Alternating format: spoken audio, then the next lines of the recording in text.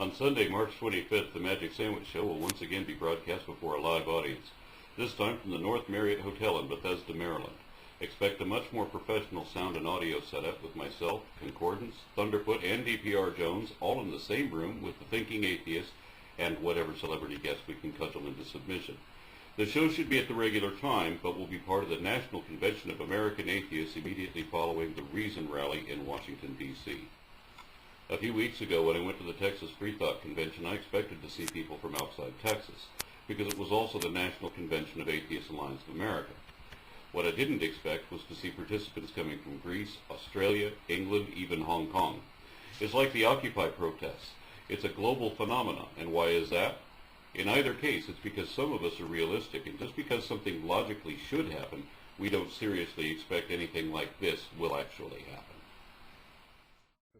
Overwhelmed by the ever-mounting list of problems it faces, the nation finally broke down this week and begged its smart people to please just fix everything now. Everybody from local citizens to prominent politicians apologized for messing everything up and pleaded with U.S. scientists, economists, educators, philosophers, and inventors to intervene. You were right. We were wrong. We have no fucking idea what we're doing. Please, smart people, just make things better now, okay?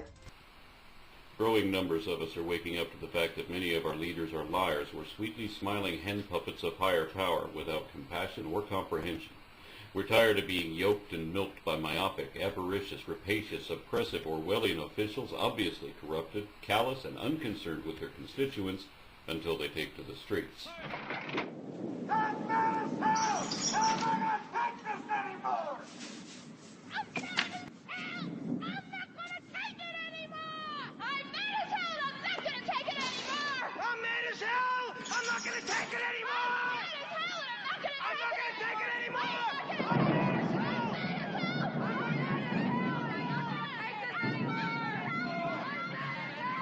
I'm mad as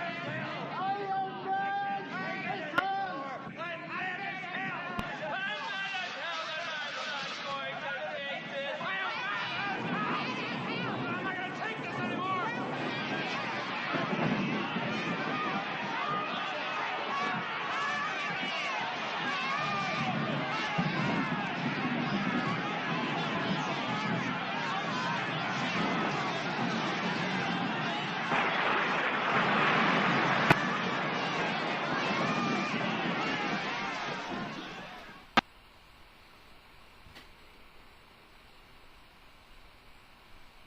We want change, and not one we should just believe in. How about one we can actually see?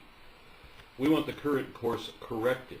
Monetary mismanagement, military oppression of civilians, human rights violations as a matter of tradition or social negligence, industrial impact on the environment. These are important issues largely ignored by our legislators.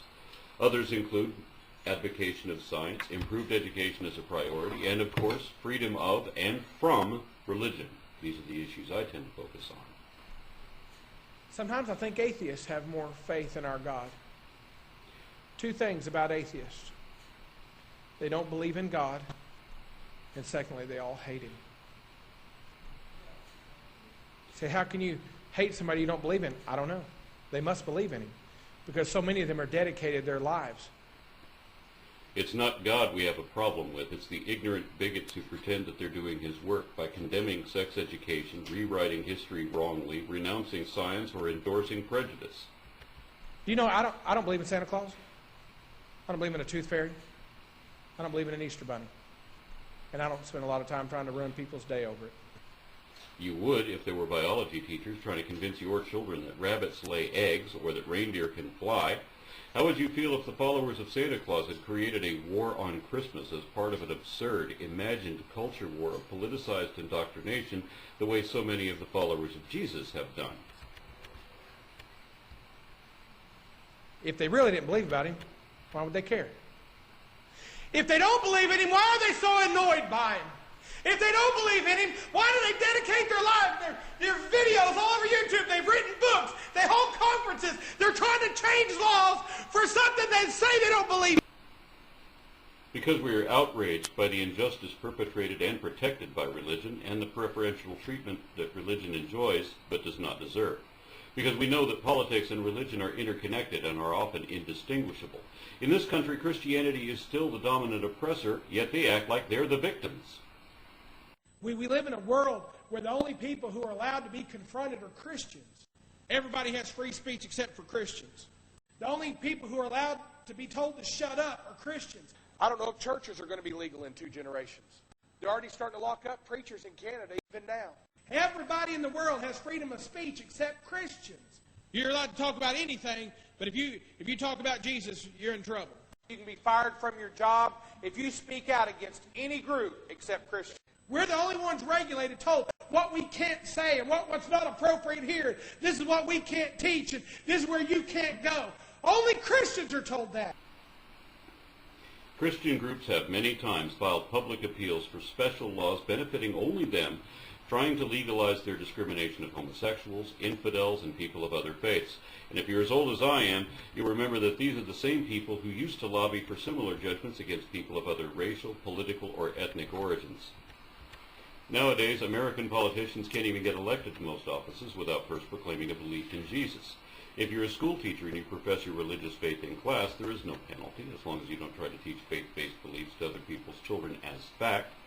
But if you're a teacher and they find out you don't have any faith-based beliefs at all, your job is at risk, especially if you refuse to teach matters of fact as if they were mere opinions. In this society inundated with supernaturalism, gullibility is heralded as a virtue, while skeptical thinkers are marginalized and ostracized. A criminal record can be forgiven if the crook says he believes in the same God you do. But if you can't make yourself believe in any God at all, then no good deed goes unpunished. Somehow not believing impossible nonsense for no good reason makes you the subject of controversy. That is exactly backward of what it should be. That's why the secular community is the fastest growing demographic worldwide, and especially in places like Texas, where the problems with religion are so well publicized. But that isn't just happening here. I've been to the World Atheist Convention in Ireland, and I'll be at the next Global Atheist Convention too, thanks to the Atheist Foundation of Australia. I'll also be at Skepticon and the amazing meeting in Las Vegas and a few other gatherings around the country supporting secular science and free thought. Why? Because I see religion as dangerous on every level. It is a political tool of mass manipulation and a social retardant opposed to progress in any form, except, of course, in marketing and propaganda. It is perpetuated by prejudice and paranoia, and wherever religion has rule over law, the result has always been an automatic violation of human rights. It is time for reason to rule. That's why I'm inviting all of you like-minded activists to join me in Washington, D.C. for a march in March, wherein we will show that American atheists can be citizens, even patriots, but that we are not yet adequately represented by any elected official, and it is time they figured out how much our votes count. We are going to promote reason and rational skepticism. We're raising awareness, and it is making a difference. Recently, I heard a news story that warmed my heart, that a couple who chose faith over medical attention will now face 6 years imprisonment over manslaughter resulting from the negligent death of their baby. This is but one example of myriad abuses regularly reported where religion is, in one form or another, employed as a method of child abuse.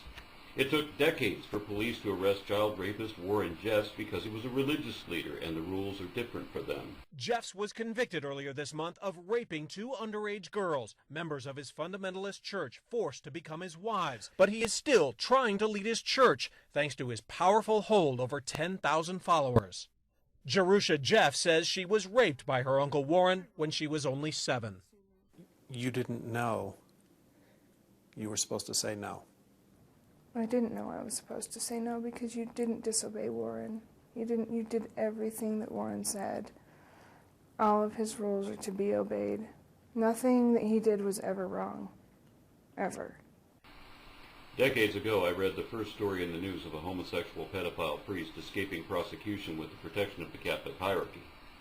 The story was from Louisiana, and the governor of that state in 1990 pardoned the priest simply because he was a man of the cloth.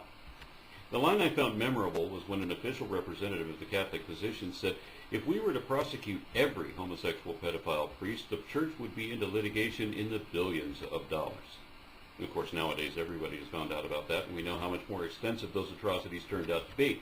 But back then, I thought that a quote of that kind would be an amusing thing to keep. However, someone I knew who was religious but wasn't Catholic threw the clipping away on purpose in an attempt to defend religion by concealing some of the evidence of its crimes.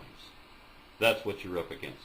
A situation where the victims defend the disease because that's how they've been conditioned to believe. When you come to church, me especially, you're trustworthy. You don't expect anybody from the outside to come into the congregation to tell lies and to deceive you. Why not? Every time I've ever gone to any church, that's all they've ever done. That's why they've turned out to be million-dollar businesses. That's why they should be taxed as such. They still endorse political candidates, so why not? If it were just another commercial corporation, most of them would be convicted as criminal cons. Oh sure, if you take the government's money, they'll put you away, but if you swindle stupid people and take advantage of little old ladies, then the law will let you walk. Why aren't faith healers convicted of malpractice? Because religious misconduct is protected by the law. How's that for freedom of religion? Here's what I want. I want to see religious leaders held accountable for their bullshit. If you state as fact that which is not evidently true, you should be called out as a liar just like the rest of us would be. If you're claiming degrees you paid for but haven't earned, then you're a charlatan. I can be arrested simply for offering medical advice, but that doesn't happen to faith healers, does it? So if you say you're healing people miraculously, I want to see the proof, or else you should face the same criminal charges of misconduct that I would. Let's subject religion to scientific scrutiny. Let's get 3 leading faith healers, each with a set of test groups whom we can prove really do have documented diagnoses of actual incurable afflictions, and see how many of them are still in those conditions when it's all over. I say if none of them leave their wheelchairs behind, but paid for the preacher as if they had, then that preacher should go to jail. No more preferential treatment. No more defenders of faithful deceit in the media. No more subversion of science by apologists in the guise of educators. No more pretending that belief equates to morality when studies consistently show a reverse correlation. No more double standards favoring cons without conscience. No more condemnation of critical thinking as though it were criminal thinking. That's what I want. What do you want? Let's make our opposition to religious oppression and dominionism a little less anonymous and a little more obvious. Join me and thousands of other unbelieving infidels, including guest speakers, performers, comedians, and so on, as we celebrate secular values at the Reason Rally on March 24th in Washington, D.C. All the best damn people will be there.